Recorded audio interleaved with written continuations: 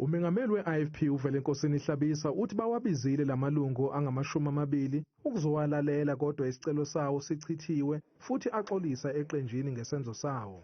Awuqali kulesi sigaba sepetition ungazange uye kumengameli ukucela umhlangano. Yilapho ke lamalunga acele khona ukuba axolise ukuthi kube khona isigaba asijombayo. Uphinde waqinisekisa ukuthi iqembu libumbene kanti bazoqhubeka nomkhankaso wokhetho ngokusebenzisa ubuso bomsunguli weqembu umntwana okwaphinda angene. Ubuso okuyibona esizokhankasa ngakho ngonyaka ozayo ubuso bomntwana okwaphinda angene. Ubuholi besigungu esiphezulu bubonge imiyalezo efisela ukululama komsunguli we-I-Ifp inkosi uMangosuthu Buthelezi njengoba idunguzela.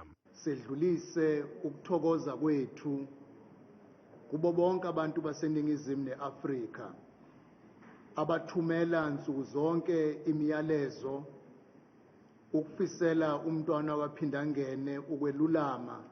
Leli qembu lizosingatha umgubho wenyanga yabesifazane ngaphandle komsunguli walo ngempelasonto enyakatho yesifundazwe iKwaZulu-Natal ejozini.